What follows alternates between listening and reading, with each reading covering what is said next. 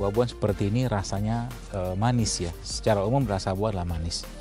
Rasa manis yang ada pada buah-buahan adalah salah satu cara untuk membangkitkan semangat, membangkitkan energi atau menguatkan tubuh kita ketika kita sedang letih atau mungkin sedang kekurangan tenaga. Itu sebabnya juga waktu bulan Ramadan ketika berbuka puasa kita dicontohkan oleh Rasulullah SAW untuk berbuka dengan menggunakan kurma. Maka buah-buahan seperti ini dan juga rasa-rasa manis yang lain ya itu juga bisa kita manfaatkan untuk kebaikan kita, untuk kesehatan kita. Dan salah satu rasa manis yang juga bukan ada pada buah tapi ada pada produk ciptaan Allah yang lain yaitu madu. Madu dengan keluar biasaan yang memiliki khasiat yang sangat berlimpah, mulai dari asam aminonya, kemudian ada vitaminnya, mineralnya, zat-zat gizi penting itu ada pada madu. Besti, sejak zaman dulu madu telah banyak dimanfaatkan oleh manusia.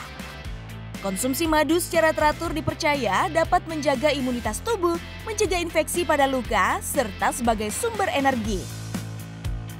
Cairan manis yang dihasilkan oleh lebah ini memang sangat terkenal dan dipilih sebagai salah satu pengobatan alternatif yang dipercaya ampuh dalam mengobati berbagai penyakit.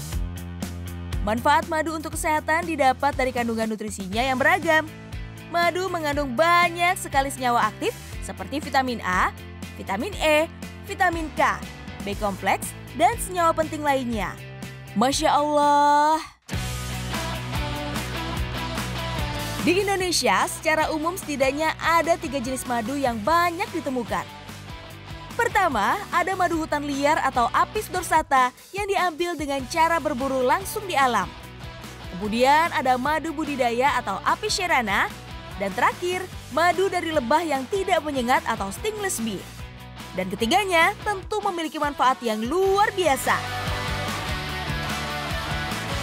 Besti, lebah menjadi salah satu hewan yang namanya tidak hanya disebut dalam Al-Quran, tapi juga dijadikan nama surat, yaitu surat An-Nahl. Dari perut lebah keluar minuman madu yang bermacam-macam warnanya. Di dalamnya terdapat obat yang menyembuhkan bagi manusia. Sesungguhnya, pada yang demikian terdapat tanda-tanda kebesaran Tuhan bagi orang yang berpikir. Maha suci Allah dengan segala firman-Nya. Madu adalah salah satu bentuk kasih sayang Allah kepada kita semua manusia, di mana dalam ayat tersebut kita tahu bahwa Allah mewahyukan kepada lebah-lebah tersebut ya untuk mengambil ya saripati ya bunga yang kemudian diolah oleh mereka untuk menjadi madu, yang situ Allah sebutkan bahwa dalam madu itu terdapat kesembuhan bagi manusia. Jadi di situ sebenarnya ada pesan penting bagi kita semua bahwa madu itu banyak sekali tanda-tanda kebesaran Allah yang ingin Dia tunjukkan kepada kita semua. Dari tafsir surah An-Nahl, kita dapat menarik kesimpulan bahwa lebah adalah hewan yang sangat spesial karena mendapatkan wahyu langsung dari Allah Subhanahu wa Ta'ala. Surah ini juga menyebutkan bahwa madu merupakan obat yang mampu menyembuhkan penyakit. Secara klinis, madu mengandung antibakteri sehingga membuat tubuh terhindar dari kuman penyakit. Rasulullah bahkan diketahui rutin mengkonsumsi madu untuk menjaga stamina. Nabi Muhammad SAW konsumsi madu secara langsung dan membiarkannya menyatu dengan air liur. Masya Allah. Besti, madu memang berperan penting dalam menghentikan pertumbuhan mikroba. Enzim di dalamnya dapat merangsang kesehatan tubuh dan berfungsi meningkatkan zat antibodi. Namun bagaimana dengan penderita diabetes? Apakah masih diperbolehkan mengkonsumsi madu?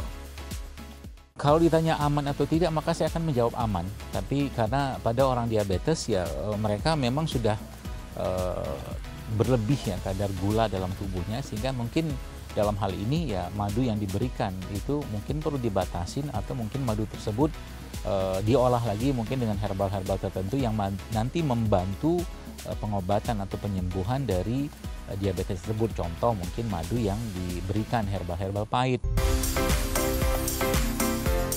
Keistimewaan madu nggak cuma untuk bagian tubuh saja. Madu juga kerap kali digunakan untuk perawatan kulit. Madu bisa melembabkan kulit wajah. Kandungan antiinflamasinya bahkan dipercaya mampu mengencangkan kulit dan menghilangkan bekas jerawat. Cara untuk memanfaatkan madu nggak sulit kok Besti. Kalian bisa langsung mengoleskan madu ke wajah, kemudian tunggu beberapa menit lalu bilas. Alhamdulillah kita sampai ke sesi bagaimana madu kita bisa olah dan kita gunakan untuk berbagai kebutuhan kita. Nah, pada kesempatan kali ini saya akan menggunakan atau saya akan membuat buah ya atau salad buah. Ada anggur, ada kurma, ada pepaya, ada jambu, ada apel, dan ada bengkuang, tambah lagi ada pir dan salak nanti kita akan coba buat. Dan tentunya bahan baku utamanya adalah madu untuk sebagai dressing dan rasanya. Ada jeruk nipis juga, kemudian ada yogurt ya.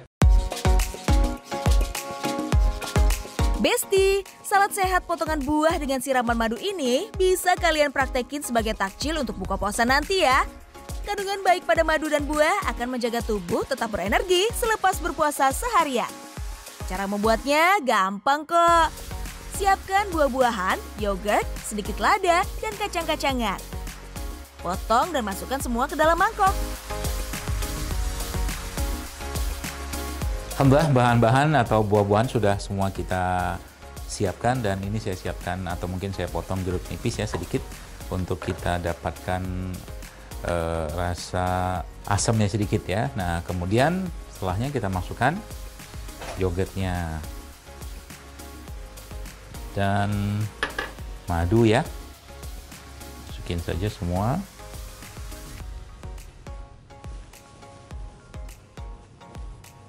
Kemudian kita masukkan garam. Ya, jangan semua mungkin ya, kita masukkan kurang lebih setengahnya lah ya. Kemudian sedikit lada hitam seperti yang tadi saya sampaikan. Baru kita aduk.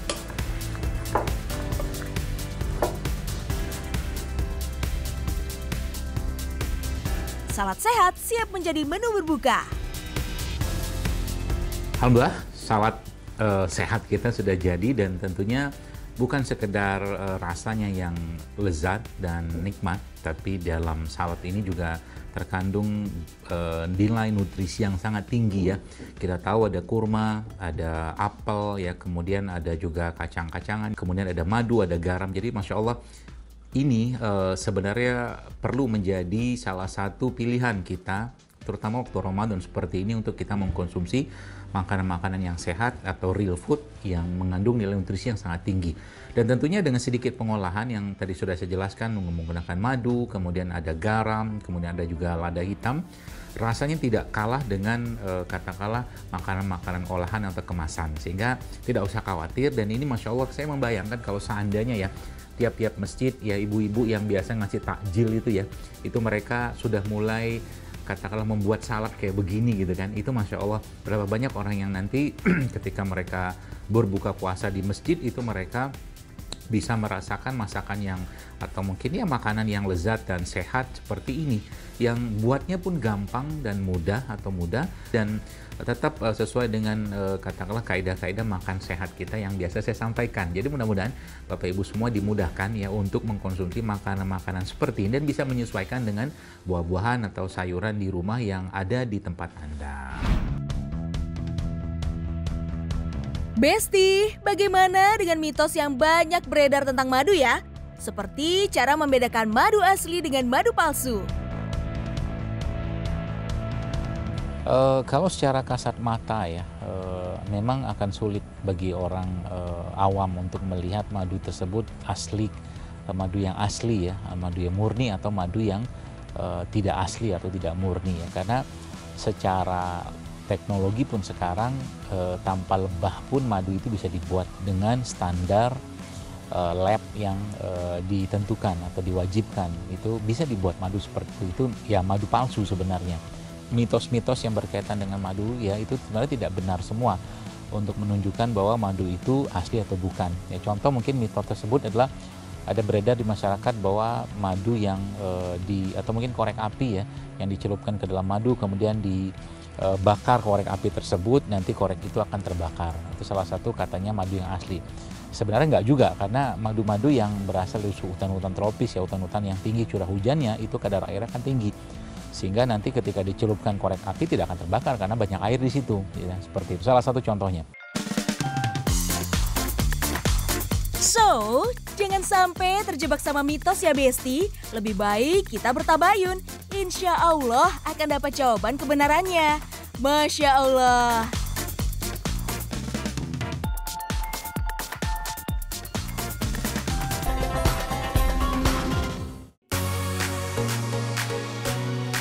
Besti, tidak terasa 30 menit sudah Sehat ala Nabi menemani kamu semua. Jangan lupa saksikan terus Sehat ala Nabi setiap Senin sampai Jumat pukul 1 siang selama bulan Ramadan. Semoga kita semua selalu diberkahi Allah dan dapat menjalankan ibadah puasa dengan lancar. Insya Allah besok kita bertemu lagi. Wassalamualaikum warahmatullahi wabarakatuh. Hello Indonesia. Happy Ramadan month and watch World Superbike on Trans 7. Keep up to date with the World SBK on Trans 7.